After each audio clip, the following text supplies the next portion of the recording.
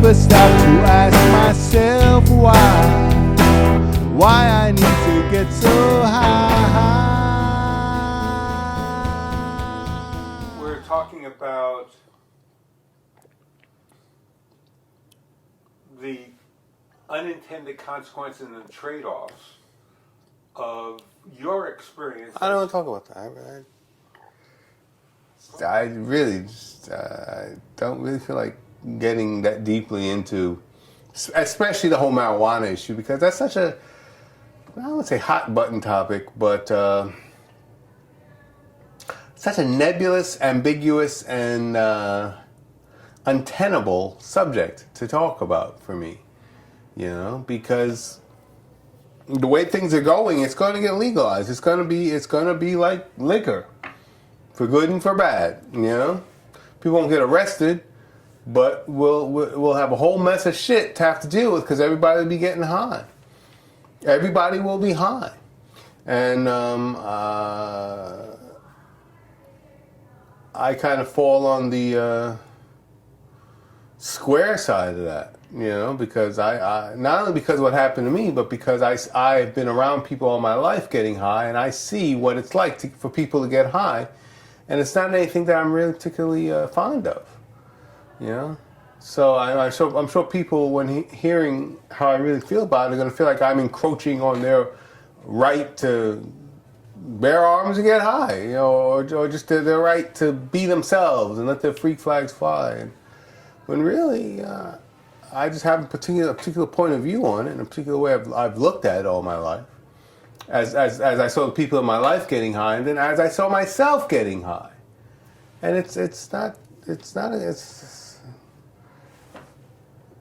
I'm not a fan. You know, I'm not a fan. And at the same time, I'm so wrapped up in my addiction to it, because it is an addiction, that I have to kind of always fight back the glee of knowing, oh boy, if it's legal, maybe I can smoke again. You know, even though no, I'll probably lose my mind, you know, on a daily basis, or like for months at a time, after every time I smoke, you know. So it's a deep thing. It's a deep thing.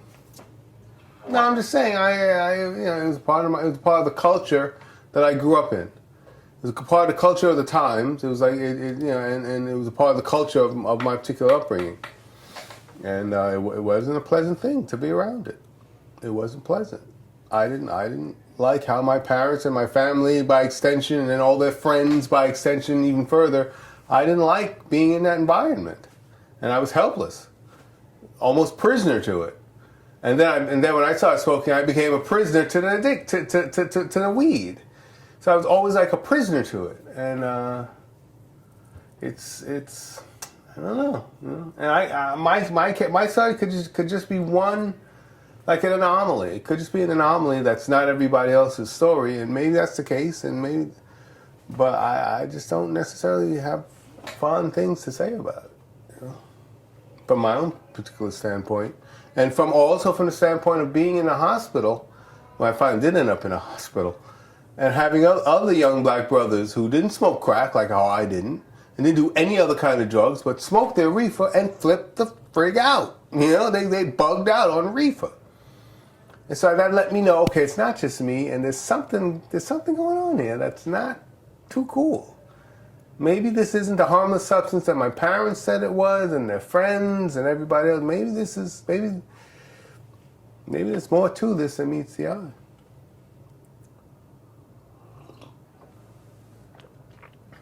And I've even seen on programs, there are some strains of pot that advertise psychosis, you know? In a playful, joking manner.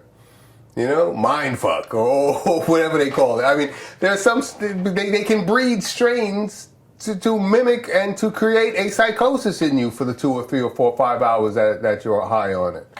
For those who want that, you know, and I mean, do we really need that? Is this really where we're headed? Yeah. And it just made me think, what I mentioned to you, since we're going to talk about the phone. Are we so helpless and lost in ourselves, in the culture we're living in, that's so screwed up, that we need a retreat. And that's basically all it is. Drugs, any kind of drugs, alcohol back in the day, and now drugs are a retreat from the madness of everyday life. And I think the sooner people realize that, the sooner people will then say, well, maybe I don't need this, and maybe I should just learn how to cope better without this. Or, you know, once they wake up to the fact that they're only smoking it to cope.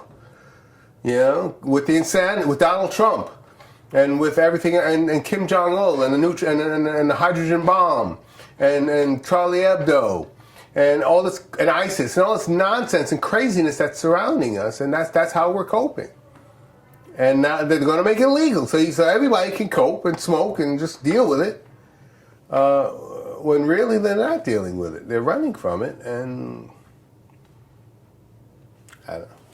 Well, we know a lot of people are on anti-anxiety medicine, and there are lots of people who are on. I know. I mean, I know there are a lot of pot smokers who are going to say, you know, well, better the natural herb than the pharmaceuticals. You know, that's their argument. That's a lot of people's argument. I see it. You just have to scan the internet or scan Facebook, and you get to see everybody's take on it. And you get to see the various takes on it. And that's another meaningless argument, you know. I mean, but you come to it from your own personal experience. As someone who's on a pharmaceutical and someone who has taken a good bit of marijuana, sure. Yeah, but I've always felt you've overstated the amount of marijuana you smoke. Doesn't matter how much I smoked enough to blow my friggin' mind. Doesn't matter how much I smoked. I can smoke one joint and be lost for 3 months. One joint. So, I mean, the damage is done and there it is, you know. So it doesn't matter. I don't want to get into hair splitting about, well, I smoked 6 joints as opposed to 3 joints, and so that makes me, you know, I was addicted. There reached a point where before I got so sick that I just couldn't function anymore, I was smoking constantly, just to cope. With being a young black man in America. You know, living in the world we were living at the time, which was all screwed up some 25 years ago, and it's gotten worse. You know, just there's so many different elements to why I was smoking to cope with life, and I couldn't cope, as many people can't.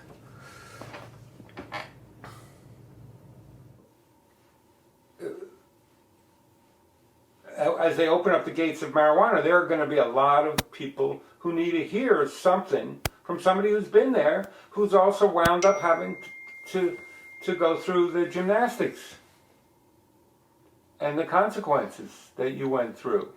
Not everybody has that history. I don't think anybody would want it.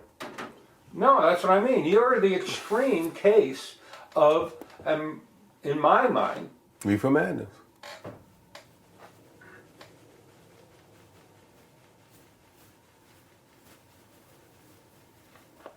so what do you tell those people who are starting to feel like they're strangers to themselves?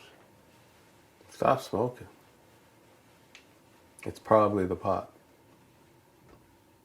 Lately I've been getting the feeling that I need a little more to get by. Bye, bye, bye.